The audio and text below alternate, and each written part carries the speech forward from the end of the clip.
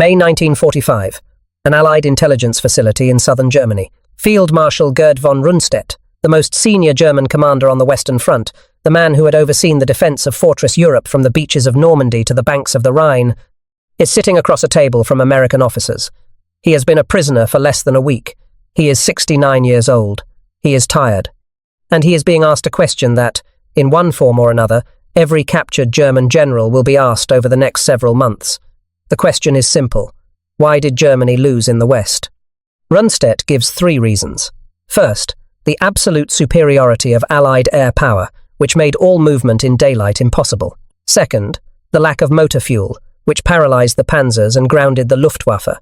Third, the systematic destruction of the railway network, which made it impossible to bring a single train across the Rhine. 3 clean military answers from a professional soldier. Air, fuel, rail. That is his verdict. He does not mention a 4th factor. He does not mention the trucks. Not the trucks that carried ammunition. Not the trucks that carried fuel or food or medical supplies. He does not mention the other trucks. The ones that carried donut machines. The ones that carried phonograph records and coffee urns and copies of a daily newspaper written by soldiers for soldiers. The ones that were driven by women, college-educated women from Connecticut and Indiana and Virginia, who had volunteered to follow the United States Army across Europe for the purpose of handing a 19-year-old rifleman a hot donut and asking him where he was from. Rundstedt did not mention those trucks because he could not see them. They were invisible to him, not because they were hidden, but because they existed in a category that his entire military education had no name for. The Wehrmacht had a word for firepower. It had a word for maneuver. It had a word for supply. It did not have a word for what the Americans were doing when they sent a 2.5-ton GMC truck full of pastries and popular music to a crossroads 3 miles behind the fighting, staffed it with 3 young women who knew how to crack a joke and pour coffee in a snowstorm, and let it sit there while exhausted infantrymen lined up in the mud for something that had nothing to do with winning a battle and everything to do with winning a war. This is the story of those trucks. It is the story of the women who drove them. It is the story of a country that understood something about soldiers that the most powerful military machine in Europe never learned. And it begins not in the Second World War, but in the first one, in a flooded tent on the Western Front in October 1917, where a woman from Huntington, Indiana, dropped to her knees on a dirt floor and fried 7 donuts in a small pan over an open flame, and accidentally created a tradition that would follow the American soldier for the next 30 years, and across 2 oceans. Before we go back to that tent, I need you to understand what this story is actually about. It is not about donuts. A donut is flour, sugar, lard, and baking powder. You can make one in 4 minutes. It has no military value. It does not stop a bullet. It does not move a division. It does not win a battle. And yet the United States of America, in the middle of the deadliest conflict in human history, built an industrial system capable of producing hundreds of donuts per minute and delivering them to soldiers close enough to the front lines that the women doing the delivering sometimes had to camouflage their trucks with netting to avoid being spotted by German aircraft. The question is, why? Why would a country fighting for its survival invest fuel, vehicles, shipping tonnage, and human lives into getting a fried pastry into the hands of a private in a foxhole? The German military had no answer to that question, and they never found one, not during the war and not after it. In their post-war memoirs, German generals wrote tens of thousands of pages about American air power, American armor, American industrial production, and American logistics. Almost none of them wrote a single paragraph about the system that kept the American soldier believing that the country behind him actually cared whether he lived or died.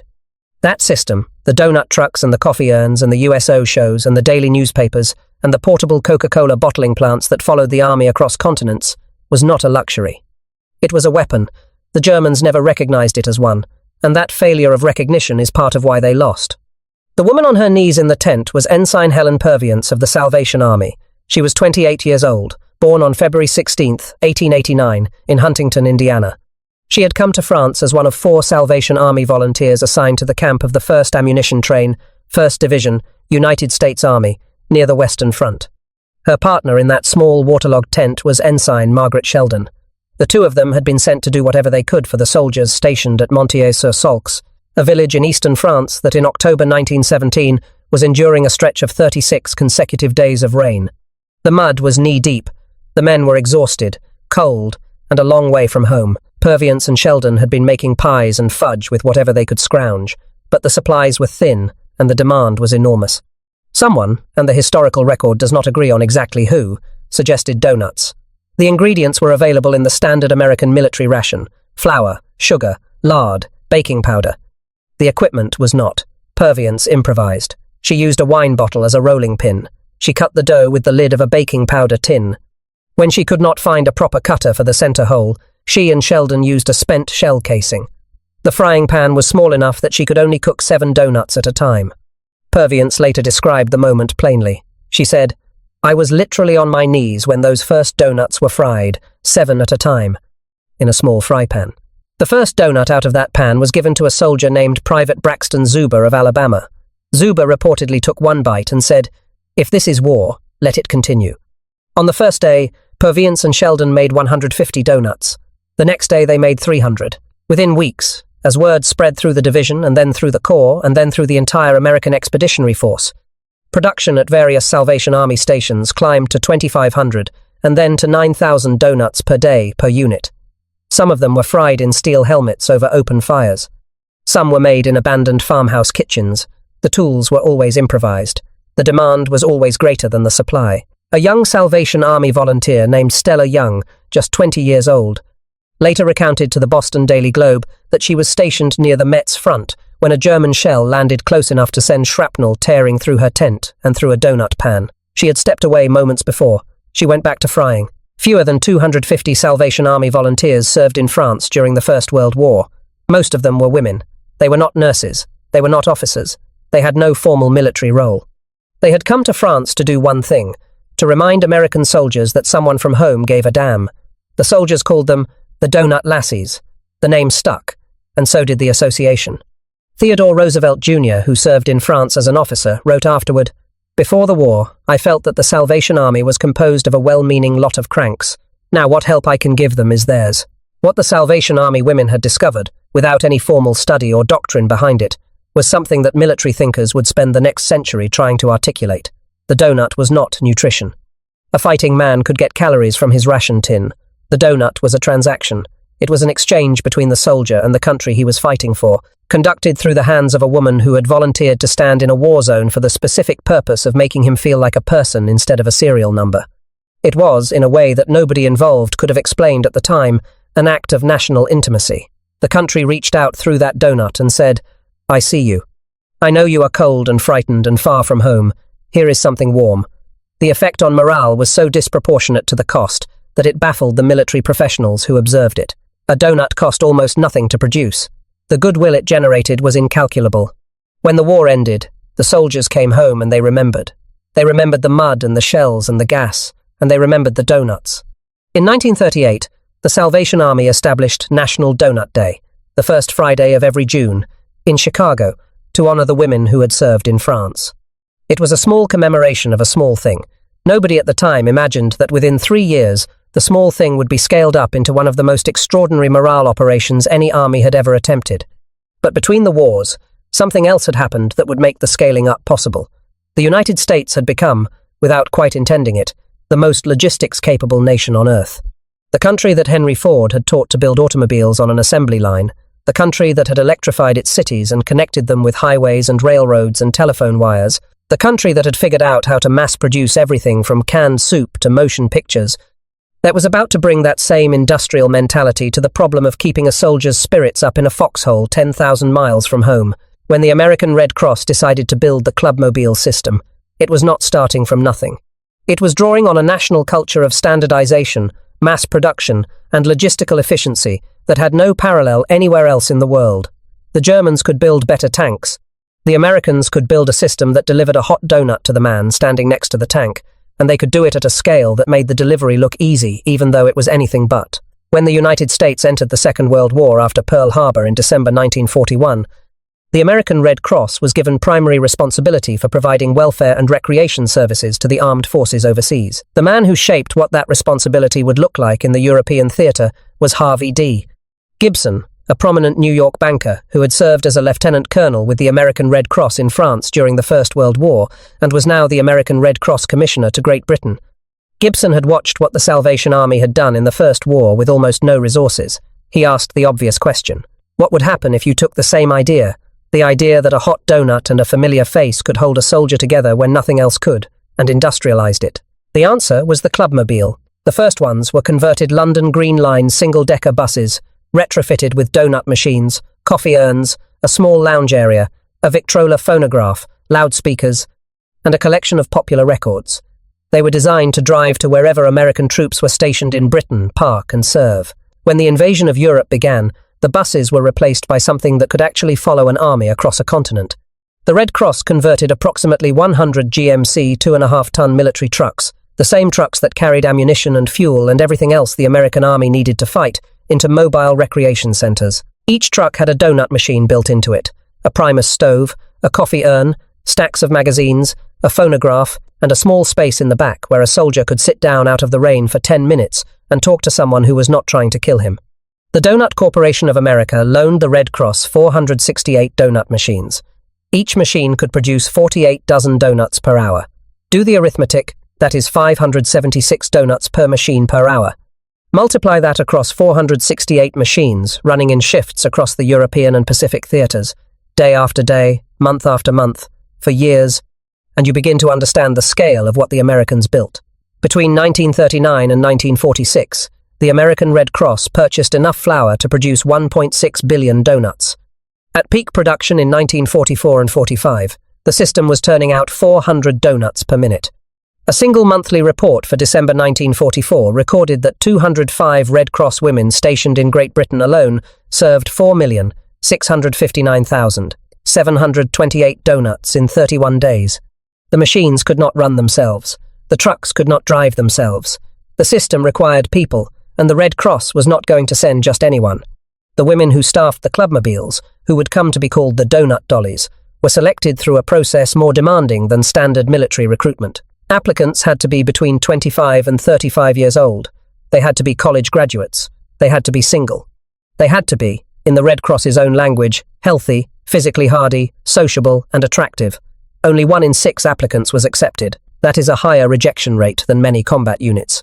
The women who made it through were sent to American University in Washington, D.C. for training. They received multiple immunizations. They were fitted for uniforms and issued 10 pages of uniform regulations that specified, among other things, no earrings, no brilliant nail polish, and no excessive use of cosmetics. They were trained in vehicle maintenance because they would be driving and repairing their own trucks.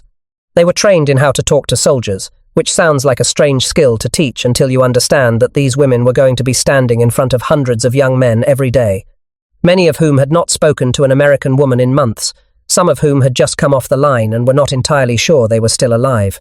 The job required a specific kind of emotional endurance that the Red Cross understood even if nobody had a clinical name for it yet. The daily routine of a clubmobile crew was physically punishing. 3 women to a truck. They woke before dawn, mixed donut batter, heated the oil, and began frying while the truck was still being driven to its assigned location. They served for hours at a stretch, standing at the side of the truck in rain or snow or heat, pouring coffee, handing out donuts, making small talk with an unbroken line of soldiers, many of whom had just rotated off the line, and some of whom would be going back on it within hours. The women were expected to be cheerful. They were expected to remember names. They were expected to make eye contact and say something specific and human and real to every man who stepped up to the window, not because a regulation required it, but because that eye contact, that moment of individual recognition, was the entire point of the operation. A soldier could get food from a mess truck. What he could not get from a mess truck was the feeling that someone from home had come all the way to a war to see him. The Red Cross operation in Britain alone was staggering in its scale. The Rainbow Corner Club in London, one of the most famous rest facilities of the war, served as many as 60,000 meals in a single 24-hour period. That is not a misprint. 60,000 meals in one day in one building for American servicemen on leave in the capital of an allied nation that was itself rationing food. The club had a dance floor, a barber shop, a tailor, a photographer, a mailroom, and a cafeteria. It was open around the clock. When American soldiers came in from the cold and the rain of an English winter, they walked into a building that felt like a bus station in Cleveland or a diner in Philadelphia. That was intentional. Every detail was designed to reproduce, as closely as possible, the texture of American civilian life in a country that was 5,000 miles from home. But the clubmobiles were only one piece of what the American military built. The morale infrastructure that followed the United States Army across Europe and the Pacific was so vast, so logistically demanding, and so thoroughly integrated into the way America fought that it deserves to be described in full, because nothing like it had ever existed before, and the Germans had no equivalent for any of it. On June 29, 1943, General Dwight D. Eisenhower's headquarters in North Africa sent a cable to the War Department requesting equipment for 10 portable Coca-Cola bottling plants, 3 million filled bottles, and enough supplies to produce that quantity twice a month. Coca-Cola. President Robert Woodruff had already promised in 1941 to see that every man in uniform gets a bottle of Coca-Cola for 5 cents, wherever he is, and whatever it costs the company. The 10 plants that Eisenhower requested eventually became 64 portable Coca-Cola bottling plants deployed across every theater of the war, operated by 148 civilian technical observers in army fatigues who had officer rank and pay. The soldiers called them the Coca-Cola Colonels. By the end of the war, more than 5 billion bottles of Coca-Cola had been consumed by American military personnel. The Army's daily newspaper, Stars and Stripes, was revived in London in April 1942. By January 1945, it was being printed simultaneously at as many as 25 locations and had a daily circulation exceeding 1.2 million copies. It was editorially independent. General Dwight D. Eisenhower personally championed and protected that independence, insisting that no official control would be exercised over the material that went into Stars and Stripes. The result was a newspaper that published Bill Mauldin's Willie and Joe cartoons, which regularly mocked officers and army bureaucracy, alongside war news and baseball scores. General George S. Patton wrote furious letters to the paper. The paper published them. The United Service Organizations, the USO, was putting on roughly 700 shows per day by the time Germany surrendered. By the war's end, approximately 7,300 entertainers had performed in 420,000 shows across every theater, playing to a combined audience of 130 million service member attendances. Bob Hope and his troupe traveled more than 80,000 miles during the war, performing in hospitals, on airfields, on the decks of ships, and sometimes close enough to the front that they could hear the guns. Behind all of this was a doctrine, even if nobody called it that at the time. George C. Marshall articulated it at Trinity College in Hartford, Connecticut, on June 15, 1941, 6 months before Pearl Harbor. He said, "It is not enough to fight. It is the spirit which we bring to the fight that decides the issue. It is morale that wins the victory." Eisenhower would later write in his memoir, Crusade in Europe, that morale is the greatest single factor in successful war. These were not throwaway lines. Marshall meant them as strategic principles. He believed that an army that felt cared for would fight harder, hold longer, and recover faster than one that did not. He built the systems to back that belief. At its wartime peak in 1945, the American Red Cross had 7.5 million volunteers and 39,000 paid staff. It operated nearly 2,000 recreation facilities abroad, staffed by approximately 5,000 paid workers. It received $784 million in contributions during the war years and operated 3,757 chapters across the country. It was, by any measure, one of the largest volunteer mobilizations in human history, and its purpose was not to fight the war, but to sustain the people who were fighting it. In the weeks after D-Day, 10 club mobile groups, each consisting of 8 trucks, crossed the English Channel and landed on the Normandy beaches. Approximately 320 women in the initial wave drove their own trucks off the landing craft, through the wreckage of the invasion, and into a country that was still being fought over field by field. They drove through the Bocage country where American infantry was dying at a rate worse per yard than anything in the First World War. They set up at crossroads and field hospitals and ammunition depots, wherever they could find a concentration of soldiers and a flat place to park, and they started making donuts. The trucks were camouflaged with moss-green netting to avoid being spotted by Luftwaffe reconnaissance aircraft. The women learned to identify the sound of incoming artillery and to distinguish between outgoing and incoming fire, a skill that took most infantry replacements about a week to develop, and that the Red Cross training course at American University had not covered. Some of the clubmobiles were configured as cinemobiles, carrying movie projectors, portable stages, and even pianos. Others carried nothing but donut machines and coffee. All of them carried the thing that no machine could produce, which was the presence of an American woman who knew the right slang, knew how to talk about baseball and Glenn Miller and apple pie, and who could look a 20-year-old soldier in the eye and make him feel, for 5 minutes, like he was back in the world he had left behind. Some of the women had to go on foot when the roads were impassable, carrying donuts and coffee to soldiers through terrain that the trucks could not navigate. Others helped load aircraft with donuts in the Mediterranean, getting supplies to men stationed on islands and airfields that the clubmobile trucks could never reach. In September 1944, in a village in liberated France, A photographer named Margaret Karch-Zymes documented a moment that captures the reach of the clubmobile's influence. French children, many of whom had been living under German occupation for 4 years, were sampling their first American donuts at a clubmobile stop. The truck had been sent for the soldiers, but the children had gathered around it the way children gather around anything new, and the women had done what anyone from home would have done. They fed the children too. One of those women was Jill Pitts-Knappenberger. She was assigned to the 8th Corps with the clubmobile Cheyenne, alongside her crewmates Phyllis McLaughlin and Helen Anderson. Knappenberger's war took her from the siege of Brest in Brittany to the Battle of the Bulge, to the crossing of the Rhine and into the heart of Germany. She earned a European Theatre of Operations ribbon with 5 battle stars, which is more than many infantrymen received. Her twin brother, Captain John Joseph Pitts III, commanded Battery A, 590th Field Artillery Battalion, 106th Infantry Division, near St. Vith in the Ardennes. On approximately December 13th, 1944, just 2 days before the German offensive began, Knappenberger travelled from her station to her brother's battalion headquarters near Schonberg, Germany, east of St. Vith. The twins saw each other for the last time. On December 16th, the first day of the German attack, the 106th Division was torn apart. Captain Pitts was killed that afternoon. His sister learned of his death while serving donuts behind the lines that were now on fire. Phyllis McLaughlin, Knappenberger's crewmate on the Cheyenne, kept a diary through the entire war. She wrote about the cold and the mud and the fatigue, and she wrote about the soldiers. She wrote about the faces of young men who had been in combat for weeks and who lit up when the clubmobile appeared, not because of the donuts, but because the truck meant that the world behind them still existed.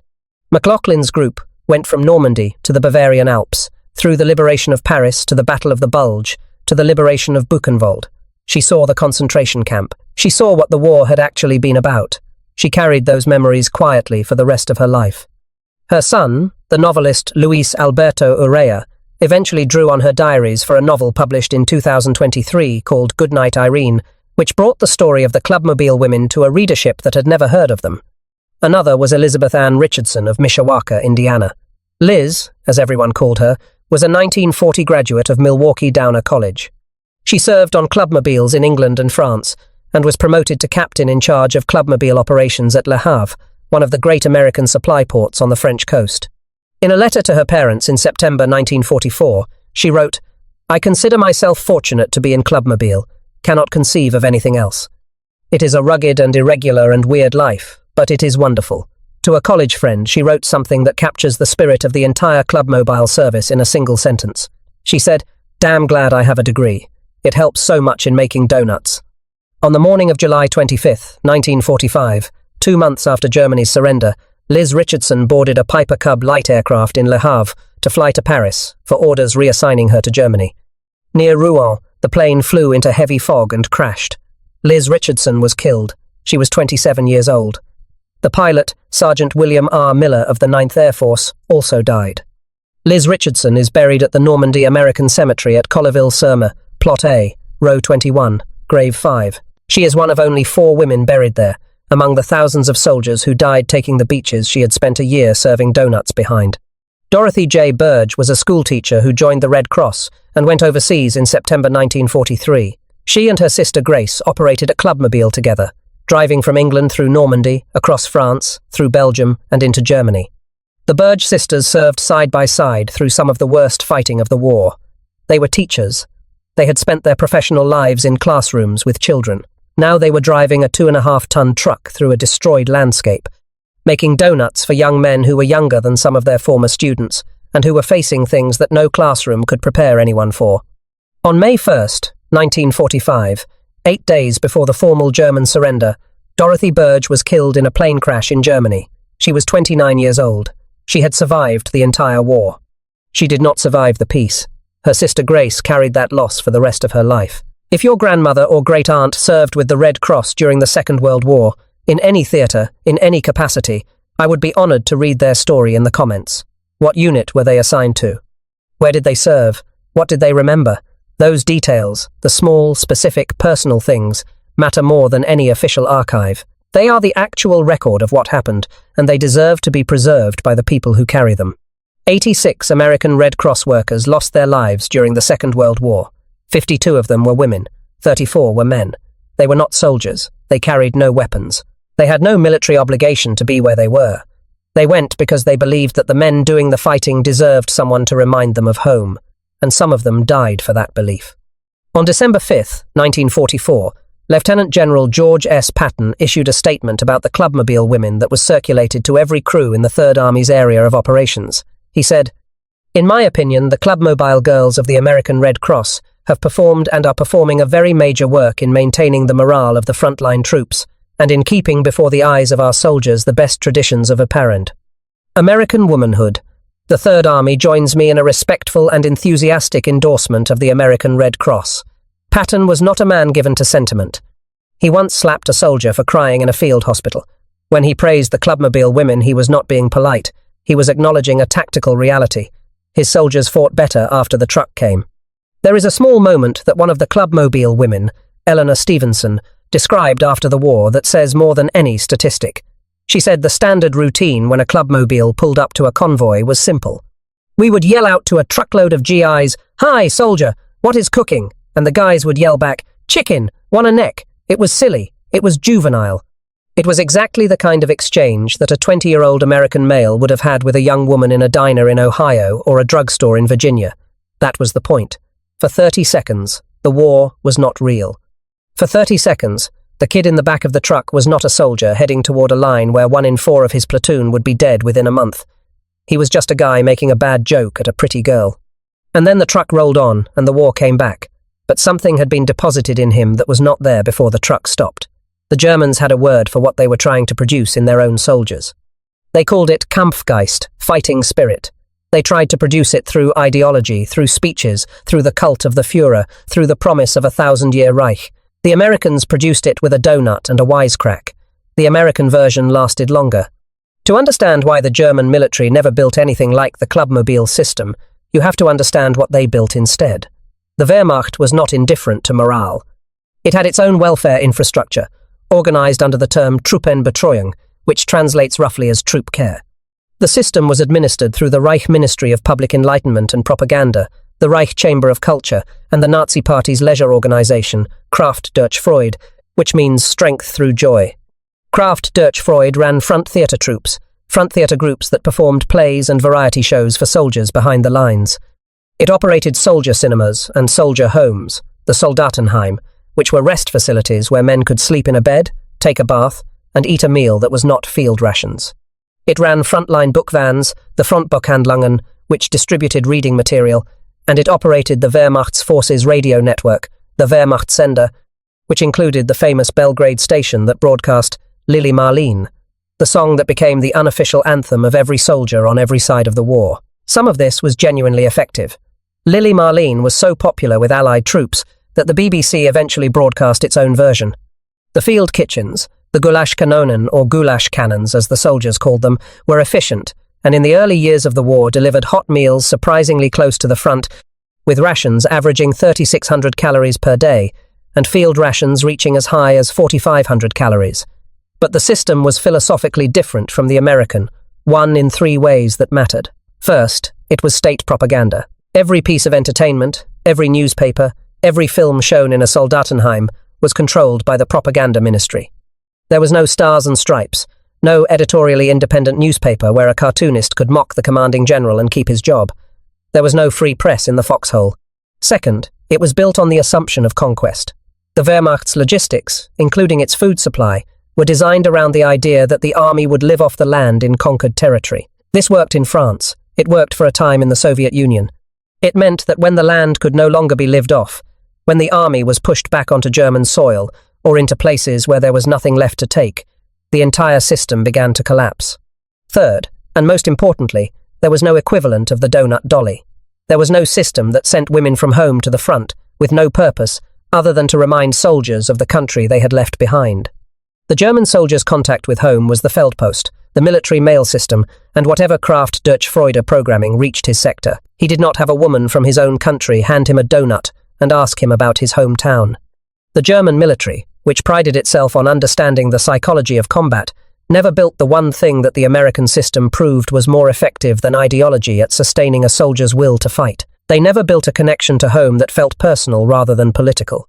The daily reality of a German frontline soldier in the last 2 years of the war was a study in declining standards that the Wehrmacht's leadership was unable to arrest. The bread ration, which had been a source of quiet pride in the German army for its reliability, began to include increasing quantities of filler. Margarine replaced butter, artificial honey replaced sugar. Ersatz coffee, brewed from roasted barley or acorns, replaced the real thing. Cigarettes, often manufactured in Spain specifically for Wehrmacht distribution, were tightly rationed and frequently unavailable. Chocolate was a luxury reserved for special rations. There was no ice cream, there was no Coca-Cola, there were no portable bottling plants following the army.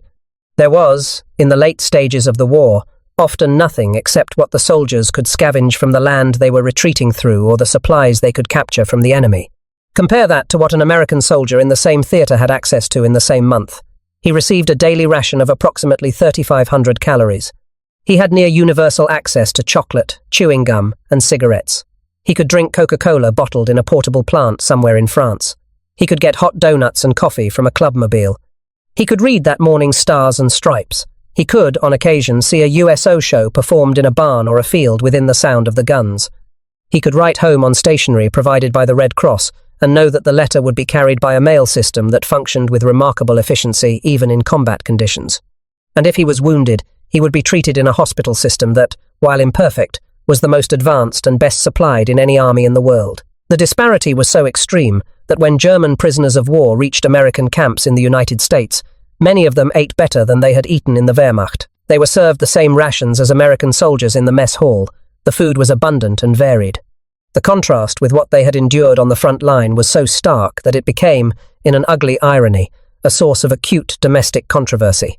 At camps across the American South, German prisoners of war and white American soldiers ate at the same tables, while black American soldiers who served as guards were segregated to separate facilities. At one camp in Texas, German prisoners used the same latrines as white Americans, while black soldiers were directed to separate ones. Corporal Rupert Trimingham, a black American soldier, wrote a letter to the military magazine Yank in April 1944, describing how he and other black soldiers had to eat in the kitchen of a lunchroom while German prisoners were served at the counter. The American morale system, for all its ingenuity, contained contradictions that would take another generation to begin to resolve. By 1944, even the systems the Wehrmacht did have were disintegrating. Civilian rations in Germany had fallen from roughly 2,078 calories per day in the winter of 1942 to 43 to 1,980 calories the following year, to 1,670 calories by 1944 to 45. They would drop to 1,412 calories in the final year. Frontline military rations held up longer, but they were maintained only by stripping food from occupied territories. The daily calorie allocation for civilians in occupied Poland by the end of 1943 was 855 calories. For Soviet prisoners of war, it was functionally zero. More than 3 million Soviet prisoners of war died in German captivity, primarily from starvation, exposure, and disease. When the Wehrmacht launched its final major offensive in the Ardennes in December 1944, the operation was premised on a confession of total logistical failure. The German plan required capturing American fuel dumps to keep the panzers moving. The offensive could not sustain itself on German supplies alone. On December 17, 1944, the spearhead of the attack, Kampfgruppe Peiper, under SS Lieutenant Colonel Joachim Peiper, overran an American fuel depot at Bullingen, Belgium, and seized approximately 50,000 gallons of gasoline. Peiper's troops forced American prisoners of war to refuel the German tanks. It was the kind of scene that would have been unimaginable in 1940, when the Wehrmacht's logistics were the envy of every army in Europe. By 1944, the most elite armoured unit in the German military could not advance without stealing fuel from the enemy. And even the stolen fuel was not. British military intelligence, specifically MI-19 under Lieutenant Colonel Thomas Joseph Kendrick, had been recording something the German generals did not know about. Between 1942 and 1945, 84 captured German generals, and hundreds of staff officers were housed in comfort at Trent Park, given chess sets and books and the run of the gardens, and encouraged to talk freely with each other. They were told nothing about the microphones hidden in every room, including the bedrooms and the lavatories. A fake aristocrat they knew as Lord Aberfeldy, in reality an intelligence officer named Ian Munro, hosted them and kept the conversation flowing. British intelligence officers, many of them German Jewish refugees who had fled the Reich, sat in a basement transcribing more than 64,000 conversations. The transcripts, which run to roughly 100,000 pages, were eventually deposited in the National Archives in London and partially published by historian Sonke Neitzel in Tapping Hitler's Generals in 2007, and with Harold Welser in Soldaten in 2012. The Trent Park Conversations are among the most valuable documents of the war because they capture what German officers actually thought rather than what they later chose to write in their memoirs. In those rooms, when the generals believed no one was listening, they spoke with a candor that their published accounts would never match. They talked about war crimes they had witnessed or ordered. They talked about the July 1944 bomb plot against Hitler. They talked about the technical failures of German weapons and the strategic failures of German planning. And they returned, again and again, to the question of why an army that had conquered France in 6 weeks and pushed to the gates of Moscow in 5 months was being driven back across its own borders by an opponent that every German officer in 1940 had dismissed as militarily insignificant. The published transcripts focus primarily on war crimes, the July 1944 plot against Hitler, and questions of ideology and technology. The specific subject of American morale infrastructure, the clubmobiles, the Coca-Cola plants, the USO shows, does not feature prominently in the published extracts. But the underlying theme that runs through every conversation where the generals discuss why they lost is the theme of material abundance. They could not get past it. They circled it the way a man circles a bruise. They had been told all through the 1930s that Germany's enemies were soft, decadent, and incapable of sustained sacrifice. What they had encountered was an enemy that was soft, in ways that turned out to be a form of strength. An enemy that insisted on comforts the Wehrmacht considered unnecessary, and that turned out to be the difference between an army that held together and one that fell apart. There is a famous line that has circulated widely online and in documentary films, in which a German officer reportedly discovers a chocolate cake from Boston in a captured American position and declares that the war is lost because the Americans can fly fresh cake across the Atlantic. It is a powerful image. It is also fiction. The line comes from the 1965 film Battle of the Bulge, spoken by the actor Robert Shaw playing a fictional German colonel named Martin Hessler. It was written by a screenwriter. It never happened. I tell you this because getting the history right matters more than getting the drama right. The real evidence of the German reaction to American abundance is less cinematic than the movie version, but it is more important. The real evidence is Rundstedt listing 3 factors, and not listing a 4th. The real evidence is Manteuffel describing his supply system as already inadequate. The real evidence is Paper's men stealing American gasoline at Guntenuff. Paper's advance stalled within days because there was no more American gasoline to take. The contrast with what the American soldier had access to in December 1944 was not subtle. While Paper's men were siphoning American fuel at gunpoint, American soldiers in the same theater were receiving hot donuts from clubmobile trucks, reading that morning's Stars and Stripes, drinking Coca-Cola bottled in a portable plant somewhere in France, and in some cases watching a USO show that had been organized in a barn behind the lines 3 days after the German attack began. The American system did not stop during the Battle of the Bulge. It kept running. The clubmobiles kept serving. Jill Pitts-Knappenberger and the crew of the Cheyenne were in the Ardennes that December. They did not leave. Think about what that means for a moment. The most dangerous German offensive since 1940, the attack that would produce more than 80,000 American casualties in 6 weeks, the battle that came closer than any other engagement on the Western Front to breaking the American line, and the donut trucks stayed. They stayed because the women driving them understood something that Pieper, with all his tactical brilliance, did not. They understood that the soldiers who were going to stop the German offensive needed more than ammunition. They needed to know that someone behind them was still thinking of them as human beings. The truck at the crossroads was not a luxury, it was a lifeline, not for the body, but for the thing inside the body that makes a man stand up when every instinct is telling him to stay down. After the war, when Allied intelligence officers sat down with captured German commanders and asked them what had gone wrong, the answers they received were remarkably consistent and remarkably incomplete. Rundstedt gave his 3 factors: air superiority, fuel, railways. General Hasso von Manteuffel, who had commanded the 5th Panzer Army in the Ardennes, said that Allied air forces found worthwhile targets throughout the whole area of the offensive, and that bomb carpets laid on roads and railways throttled the already inadequate German supply system.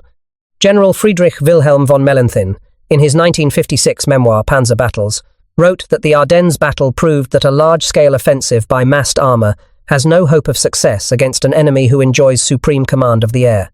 General-Lieutenant Fritz Bayerlein, commanding the Panzer Lehr Division, described what Operation Cobra looked like from the receiving end near Saint-Lô on July 25th, 1944.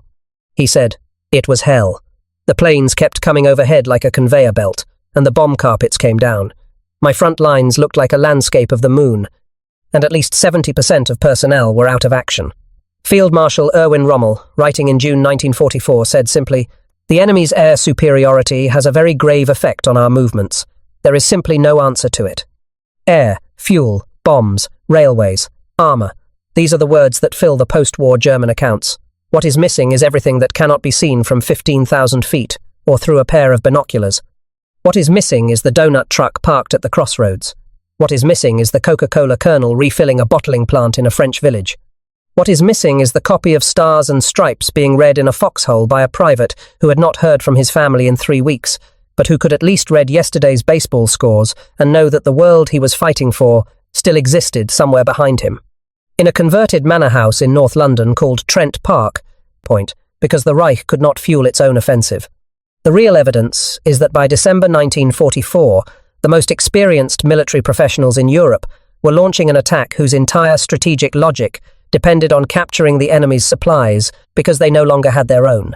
There is something the post-war German memoirs do not acknowledge, something that the historians of the clean Wehrmacht myth have spent decades excavating. The German generals who wrote about American material superiority after the war were not just analyzing a military defeat, they were constructing an alibi. If Germany lost because the Americans had more trucks and more planes and more fuel, then Germany did not lose because its officers enabled a genocidal regime, because its soldiers committed systematic atrocities across Eastern Europe, or because its high command made catastrophic strategic decisions for which ideology was at least partly responsible. The material superiority argument was convenient.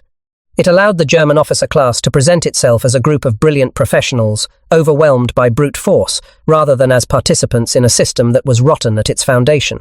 This matters for our story because it means the German testimony about American logistics, while real, is coloured by the need to make American abundance the explanation for everything. The truth is more complicated. American abundance was real. American morale infrastructure was real. But the reason the morale infrastructure worked was not simply that America had more trucks. It was that America used some of those trucks for something the Germans never thought of. The trucks carried a message, and the message was, "You matter." On May 23, 2012, the United States Senate passed Resolution 471, commending the women of the American Red Cross Clubmobiles for exemplary service during the Second World War. Senator Susan Collins, sponsoring the resolution, said, "A visit from a clubmobile was one of the most significant events for a young GI, in combat far from home. It took 67 years for the Senate to say it. The women who had driven those trucks through Normandy and the Ardennes, and across the Rhine, the ones who were still alive in 2012, were in their late 80s and 90s by then. Many had never spoken publicly about what they had done. Many had tucked their diaries and their photographs into drawers and gotten on with the business of living, the way veterans of every war do when the war recedes, and the country that asked them to serve moves on to the next thing. Liz Richardson is still at Normandy. Plot A, row 21, grave 5. She is 27 years old forever. She will never be older than the war that killed her. Her grave is in the same cemetery as the men who stormed the beaches she served behind, the men who lined up in the mud for a donut and a joke and 5 minutes of feeling like they had not been forgotten. She lies among them because she was one of them in every way except the rifle. The question that opened this investigation was why German generals could not believe that American donut trucks followed the front line. The answer is that they could not believe it, because believing it would have required them to understand something about war that their entire tradition had not prepared them for. The Wehrmacht understood firepower. It understood maneuver. It understood supply, at least until it ran out of things to supply. It understood the mechanics of killing and the mechanics of movement. What it did not understand was the mechanics of caring. The German military tradition, for all its brilliance, was built on a fundamental assumption about the relationship between a state and its soldiers. The assumption was that the soldier existed to serve the state. His purpose was the mission. His value was his utility. His morale was to be sustained through ideology, through discipline, through the belief that he was fighting for something greater than himself. The American military tradition, which was younger and messier and far less theoretically sophisticated, was built on a different assumption. It assumed that the state existed to serve the soldier. Not perfectly. Not without hypocrisy. Not without the grotesque contradictions of racial segregation and institutional callousness. But at its foundation, the American system rested on the idea that the young man in the foxhole had been sent there by a democracy, and that the democracy owed him something in return. It owed him not just equipment and training and leadership, but the acknowledgement that he was a citizen before he was a soldier, and that his comfort, his dignity, and his connection to home were not luxuries to be dispensed with when the budget got tight. They were obligations. The American military in the Second World War, for all its flaws, for all its bureaucracy and waste and racial segregation and imperfection, understood one thing that the Wehrmacht did not. It understood that the man in the foxhole is not a component. He is not a mechanism. He is not an instrument of the state. He is a 19-year-old kid from Indiana or Alabama or New Jersey who has not slept in 3 days, and who has watched his friends die, and who is being asked to stand up tomorrow morning and do it again.